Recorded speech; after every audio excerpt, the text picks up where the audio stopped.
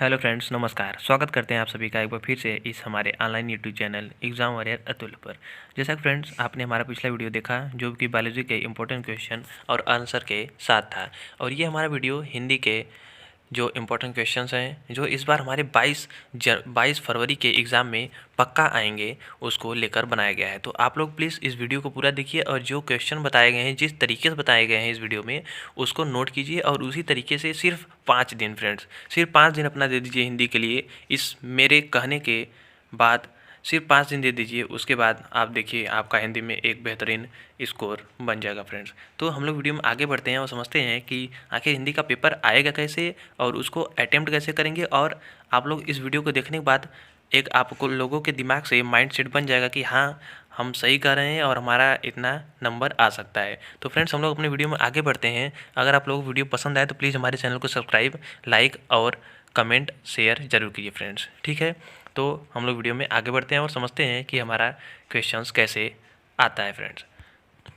तो इसमें जो कि हमारा पहला क्वेश्चन क्या बनेगा कि बहुविकल्पी प्रश्नोत्तर जो आता है फ्रेंड्स, क्या रहेगा हिंदी के हमारे जो पहला हमारा क्वेश्चन जो आता है हिंदी का बहुविकल्पी का, वो आता है 5 क्वेश्चन। तो पहले ही रहेगा, पहला क्वेश्चन में 5 बहुविकल्पी रहेगा, जिसमें हमारा प्रत्येक क्वेश्चन क्या रहेगा, एक एक नंबर का रहेगा। प्रत्येक क्वेश्चन क्या रहेगा, एक एक नंबर का रहेगा और एक एक नंबर का 5 क्वेश्चन, तो टोटल 5 नंबर हो जाएगा। जो हमारा दूसरा ऑप्शन आता है फ्रेंड्स, दूसरा नंबर क्वेश्चन आएगा। दूसरा नंबर क्वेश्चन में भी क्या रहेगा, हमारा दूसरा नंबर क्वेश्चन में बहुविकल्पी रहेगा जो कि 5 क्वेश्चन रहेगा और टोटल एक एक नंबर का हमारा क्वेश्चन रहेगा, टोटल 5 क्वेश्चन रहेगा। तो ये 5 नंबर का हुआ। अब देखिए सबसे इम्पोर्टेंट चीज़ इसमें क्या होगा कि आप लोग इसकी चिंता बिल्कुल छोड़ दीजिए, ठीक है। हमारा बहुविकल्पी रहेगा, किसी न किसी तरीके से आपका ये चीज़ हो जाएगा। और ये हमारा अधिकतर सामान्य हिंदी से, मतलब एक तरह से हम लोग बोल सकते हैं कि इसमें किसी लेखक की रचना पूछी जाती है, यानी चैप्टर के अंदर से, और उसके बाद किसी का आत्मकथा पूछ दिया जाता है, किसकी रचना है या किस कवि की रचना है, कौन कवि आदिकाल के हैं, तो मतलब एक तरह साहित्यिक उसका पूछा जाता है, ठीक है। तो इन दोनों क्वेश्चन को आप लोग एकदम मतलब चिंता इनका छोड़ दीजिए, ठीक है ना। आप लोग जो अटेम्प्ट करना है, मतलब जहाँ से हम लोग एक गेस पेपर है कि एग्जैक्टली ये चीज़ आएगा, उस चीज़ को हम लोग देखेंगे और समझेंगे, ठीक है ना। तो हमारा जो यहाँ पर तीसरा नंबर क्वेश्चन बनता है वो क्या बनता है कि दिए गए गद्यांश पर आधारित निम्नलिखित प्रश्नों का उत्तर दीजिए। फ्रेंड्स यहाँ पर आएगा जो हमारा असली नंबर, या जिसे हम लोग बोल सकते हैं बेहतरीन नंबर हम लोग एग्ज़ाम में अपने हिंदी में ला सकते हैं, वो हमारा यहाँ पर बनता है जो कि 10 नंबर का होता है, ठीक है। हमें एग्ज़ाम में दिया जाएगा 2 पैराग्राफ, ठीक है ना, चैप्टर के अंदर से गद्य से रहेगा। तो गद्य से रहेगा हमारा 2 पैराग्राफ। तो उसमें क्या करना है कि हमें जो पैराग्राफ दिया रहेगा उसी से हमारा 5 क्वेश्चन पूछा जाता है। तो जो ईच क्वेश्चन हमारा, मतलब प्रत्येक क्वेश्चन हमारा क्या होता है, 2 नंबर का होता है। और प्रत्येक क्वेश्चन 2 नंबर का रहेगा और कितने क्वेश्चन रहेंगे, टोटल 5 क्वेश्चन। तो उसमें 10 नंबर टोटल हम लोग का बनेगा, ठीक है। 2 पैराग्राफ दिया रहेगा हमारे गद्य से। देखिए बात समझिए आप लोग कि इसको हम लोग को कहीं से बाहर से नहीं लिखना है, जो हमारा पैराग्राफ दिया रहेगा उसी पैराग्राफ से हम लोग क्वेश्चन को पुट करेंगे, मतलब इसको आंसर को पूरा करेंगे, ठीक है। तो आंसर को जब पूरा करेंगे हम लोग, तो उसमें सिर्फ हमारा एक आता है कि दिए गए संदर्भ की या दिए गए गद्यांश की व्याख्या लिखिए। ससंदर्भ सही, ससंदर्भ मतलब संदर्भ लिखना है, व्याख्या लिखना है, प्रसंग भी लिखना है, ठीक है ना। संदर्भ और व्याख्या लिखने का तरीका आप लोग पता ही है। व्याख्या क्या होता है कि जैसे कि क्या होता है कि हमारे जो पंक्ति में दी जाती है रेखांकित लाइन जो हमारी होती है, उनको हम लोग अच्छे से लिखते हैं, मतलब उनको अपनी भाषा में कैसे लिखना है या वो अर्थ क्या दे रहा है उस चीज़ को, ठीक है ना। तो इसको हम लोग कहीं से याद नहीं करना है, सिर्फ आप लोग अगर एक आध बार बुक पढ़े होंगे तो उसको पूरा कर लेंगे या फिर पैराग्राफ पढ़ने के बाद कर लेंगे। और हाँ फ्रेंड्स, एक चीज़ और हमारे वीडियो में होगा कि हम देखिए आप लोग क्वेश्चन को पुट कैसे करेंगे, मतलब क्वेश्चन को अटेम्प्ट कैसे करेंगे। पहले आप लोग देखिए इसमें पैराग्राफ में क्या कीजिएगा पहले आप लोग पहले क्वेश्चन पढ़िएगा, ठीक है ना। क्वेश्चन पढ़ने के बाद आप लोग पैराग्राफ में देखेंगे, मतलब क्वेश्चन में जैसे दिया रहेगा कि समझ लिए कोई गांधी जी का पैराग्राफ हो गया। अब क्वेश्चन उसमें नीचे दिया गया कि गांधी जी का जन्म पोरबंदर में हुआ था, ठीक है ना।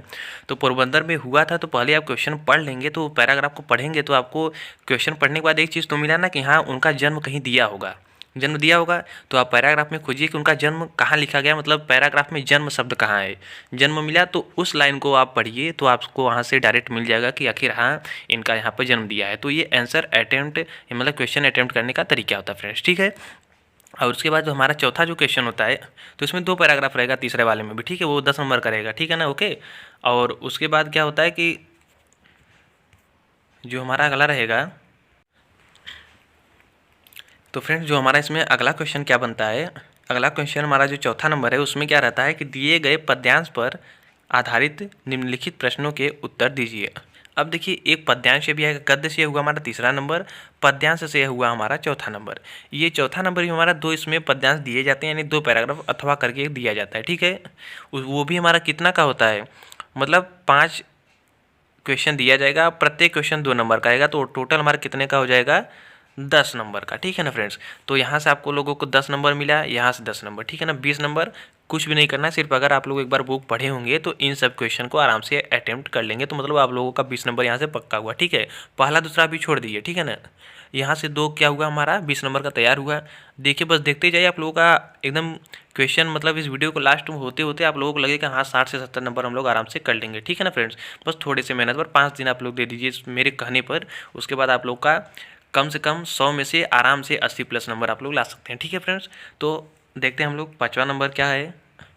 पाँचवा नंबर हमारा फ्रेंड्स जो होता है क्या, साहित्यिक परिचय। अब देखिए हम इसमें इस वीडियो में आप लोगों के लिए इंपॉर्टेंट जो आता है हमारा साहित्यिक परिचय उसको लिख दिए हैं। अब देखिए जो हमारा इसमें पहला आएगा साहित्यिक परिचय, वो क्या रहेगा, गद्य से और पद्य से। तो इसमें साहित्यिक परिचय देते हुए उसकी रचना भी लिखनी होती है, ठीक है ना। तो हम पहला इसमें आप लोगों को सजेशन देते हैं कि वासुदेव शरण अग्रवाल जी का याद कर लीजिएगा। उसके बाद एक और याद करना हो तो डॉक्टर हजारी प्रसाद द्विवेदी जी का याद कर लीजिएगा। फ्रेंड्स ये आएगा पक्का, दोनों में से कोई ना कोई एक आएगा, गारंटी के साथ हम आपको बताते हैं, ठीक है ना। तो ये हमारा 5 नंबर का रहेगा। तो यहाँ से आप लोगों को 5 नंबर और मिला, मतलब क्या हुआ 20 नंबर पीछे और 5 नंबर पाँचवें क्वेश्चन, तो हो गया हमारा 25 नंबर। अब देखिए छठवां नंबर जो हमारा क्वेश्चन आता है वो भी क्या आता है छठवां नंबर क्वेश्चन में, कि साहित्यिक परिचय देते हुए कृतियाँ लिखना है, यानी गद्य से हुआ पद्य से भी हुआ। तो इसमें हम आप लोगों को सजेशन क्या देते हैं, अयोध्या सिंह उपाध्याय हरिओ जी का एक याद कर लीजिएगा, और एक आएगा किसका, जयशंकर प्रसाद जी का। देखिए वासुदेव शरण अग्रवाल जी का, ठीक है, डॉक्टर हजारी प्रसाद द्विवेदी जी हो गए, और उसके बाद कौन, अयोध्या सिंह उपाध्याय हरिओर और जयशंकर प्रसाद जी। आप 4 याद करके जाइए, कोई ना कोई आएगा जरूर, गद्य से पद्य से आप लोग आराम से उसको कर लेंगे, ठीक है ना फ्रेंड्स। आराम से उसको क्या करेंगे, अटेम्प्ट कर लेंगे। तो आप देखिए 5 नंबर, ये 10 नंबर इधर हुआ, 20 नंबर पीछे, यानी 30 नंबर हुआ, ठीक है। आप देखते जाइए, बस आसान कर देंगे आप लोगों के लिए क्वेश्चन। और जैसा कि हम इस वीडियो में और हमारे इस जो हमारे बोर्ड पर लिखा गया है कि हिंदी इस बार आपके हाथों में, तो होगा फ्रेंड्स आपके हाथों में, बस एक बार विश्वास रखिए, ठीक है। उसके बाद क्या, अब आता है एक हमारा क्या, पंचलाइट। छठवां नंबर क्वेश्चन में क्या आएगा, पंचलाइट, बहादुर या ध्रुव यात्रा। देखिए हम आप लोगों को ये सजेशन दे रहे हैं इस वीडियो में कि हाँ आप लोग सिर्फ पंचलाइट का सारांश कहानी का, बहादुर का, उसके बाद क्या ध्रुव यात्रा का, तीनों का एक बार आप लोग कहानी को पढ़ लीजिए, उसका सारांश लिखने के लिए आता है फ्रेंड्स। तो आप लोग उसका सारांश देखिए, कोई भी क्वेश्चन पूछे बहादुर कहानी में या बहादुर के बारे में बताइए कहानी में, या बहादुर का वर्णन कीजिए, ठीक है, बहादुर के बारे में। तो आप लोग कुछ भी पूछे, आप लोग सीधे कहानी का सारांश लिख दीजिए, कोई भी क्वेश्चन करे उस कहानी से रिलेटेड आप लोग कहानी का सारांश लिख दीजिए, पूरा आपका हो जाएगा, ठीक है ना। तो यहाँ से हमारा क्या होता है, 5 नंबर हमारा यहाँ से फिक्स होता है, ठीक है। शब्द सीमा 80 रहेगा, मतलब आप लोग लगभग ज़्यादा से ज़्यादा 1.5 पेज या 2 पेज पूरा लिख सकते हैं आराम से, ठीक है। उतना ही लिख ही देंगे आराम से अपने से बनाकर, ठीक है ना। तो वो याद करने की जरूरत नहीं है, आप लोग कहानी दोबारा पढ़ेंगे याद हो जाएगा, ठीक है फ्रेंड्स। और 7वां नंबर हमारा जो क्वेश्चन बनता है इसमें, 7वां नंबर क्या बनेगा, स्वपठित खंडकाव्य। सबसे आसान चीज़, स्वपठित खंडकाव्य के आधार पर किसी एक के प्रश्न उत्तर दीजिए। तो ये आपके जो होता है आपके जिला वाइज, ये डिस्ट्रिक्ट वाइज बटा होता है फ्रेंड्स, कि आपके यहाँ कौन सा काव्य खंड आता है, जैसे कि बहुत जगह तुमुल काव्य खंड आता है, तो ऐसे ऐसे करके आता रहता है, ठीक है ना। तो आप लोग उसको आराम से अटेम्प्ट कर सकते हैं, और शायद लगभग मुझे लगता है जहाँ तक विश्वास है कि सब लोगों का तैयार भी होगा, ठीक है। तो ये भी हमारा कितना नंबर का रहता है, 5 नंबर का, ठीक है ना। अब देखिए 30 नंबर पीछे हुआ, 30 और 10 कितना हुआ, 40 नंबर हुआ। 40 नंबर आराम से, कुछ याद करने की जरूरत पड़ा अभी तक, कुछ नहीं, ठीक है। बस थोड़ा सा मेहनत कीजिए, मैं बोल रहा हूँ ना 5 दिन सिर्फ आप लोग हिंदी पर लगाइए, आप लोगों का 80 प्लस नंबर आराम से आएगा, ठीक है। अब हमारा जो 8वां नंबर क्वेश्चन यहाँ पर बनता है, 8वां नंबर क्वेश्चन क्या बनेगा, कि दिए गए संस्कृत गद्यांशों में से किसी एक का ससंदर्भ हिंदी में अनुवाद कीजिए। अब देखिए अगर आप लोग बुक पढ़े होंगे फ्रेंड्स, बुक पढ़े होंगे कभी, या थोड़ा बहुत संस्कृत आता होगा, तो आप लोग उसे बनाकर लिख सकते हैं। मैं मान रहा हूँ कि बहुत लोगों का संस्कृत कमज़ोर होता है, बहुत ज़्यादा लोगों का कमज़ोर होता है, तो आप लोग इसे अच्छे से अटेम्प्ट नहीं कर पाएंगे। लेकिन अगर अच्छे से आप लोग बुक पढ़े होंगे, 1-2 बार उसको पढ़े होंगे और उसके अर्थ को आप लोग पढ़ लेंगे, तो हो सकता है और बेहतरीन तरीके से आप लोग इसे तैयार कर सकते हैं फ्रेंड्स। तो आप लोग बस थोड़ा सा इसके पीछे परिश्रम कीजिए, आप लोगों का ये अच्छा नंबर ला सकता है, ठीक है। उसके बाद जो हमारा अगला क्वेश्चन बनेगा, इसमें क्या, इसमें 2 क्वेश्चन हुआ ना, 8वें में हमारा एक क हुआ और दूसरा नंबर ख रहेगा। इसमें भी हमारा देखिए फ्रेंड, इसमें भी हमारा अथवा करके 2 चीज़ दिया रहता है, ठीक है। अब 8वां नंबर क्या है, दिए गए पद्यांशों में से किसी एक का ससंदर्भ हिंदी में अनुवाद कीजिए। देखिए 7 नंबर का ये हुआ, इसमें भी 2 अथवा करके देगा, एक क हुआ, क में अथवा रहेगा, अब ख में भी अथवा रहेगा, मतलब 2 देगा। तो 2 में से आपके पास 2 ऑप्शन है, चाहे जो कर सकते हैं। ये भी हुआ, ठीक है। ठीक है फ्रेंड्स, तो हमारा क्या हुआ। अब देखिए अगला क्या आता है, निम्नलिखित मुहावरों में से किसी एक का अर्थ लिखकर वाक्य प्रयोग कीजिए। अब देखिए मुहावरा तो सभी लोग को पता होगा। अब आप लोग देखिए इसके पीछे फ्रेंड्स हम कुछ आपकी मदद कर नहीं पाएंगे ज़्यादा, सिर्फ इतना आपको सजेशन दे सकते हैं। आप लोग के बुक में जो दिया रहेगा मुहावरे को 2 से 3 बार पढ़ लीजिएगा फ्रेंड्स, ये आप लोगों का आराम से हो जाएगा। सिर्फ थोड़ा सा मेहनत करना है, आप सभी को पता है मुहावरा कितना सिंपल होता है, ठीक है ना।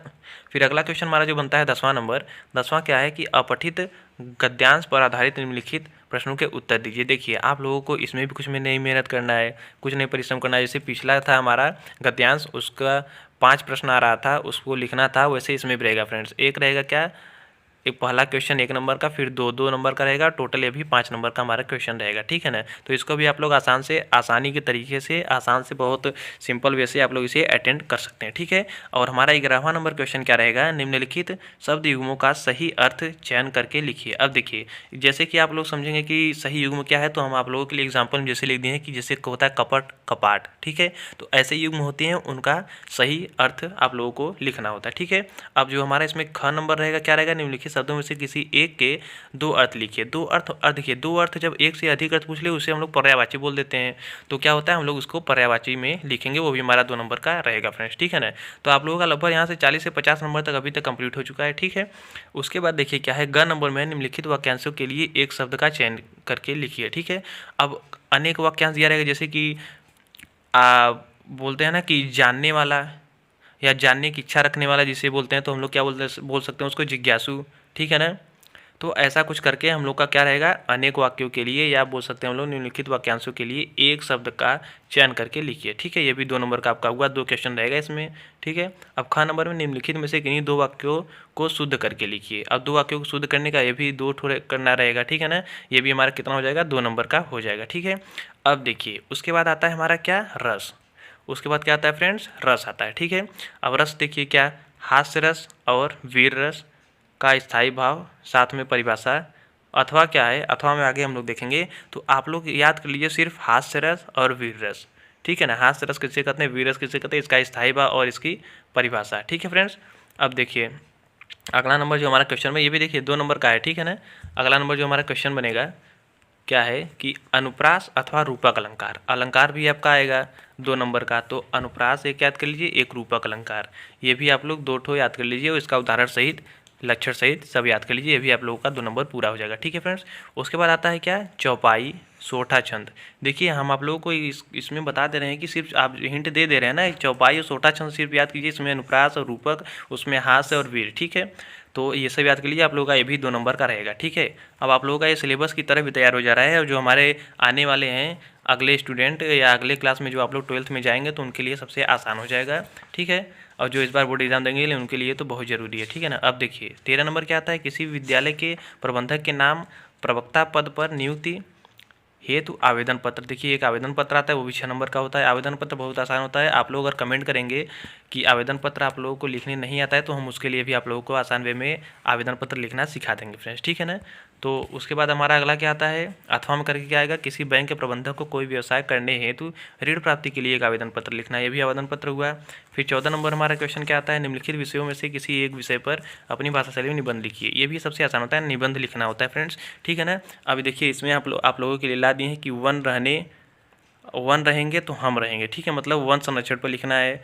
दूसरा नंबर क्या है, स्वास्थ्य ही सारे सुखों का मूल है, मतलब स्वास्थ्य के बारे में लिखना है। फिर अगला क्या आता है, तीसरा राष्ट्रीय एकता या आतंकवाद, और फिर ज्ञान और विज्ञान, ठीक है ना। तो आप लोग ज़्यादा से ज़्यादा मेरे कहने पर सिर्फ याद कर लीजिए विज्ञान, वरदान या अभिशाप। एक याद कर लीजिए पर्यावरण पर, ठीक है ना। किस पर, एक पर्यावरण पर याद कर लीजिए, ज़्यादातर पर्यावरण पर आता है।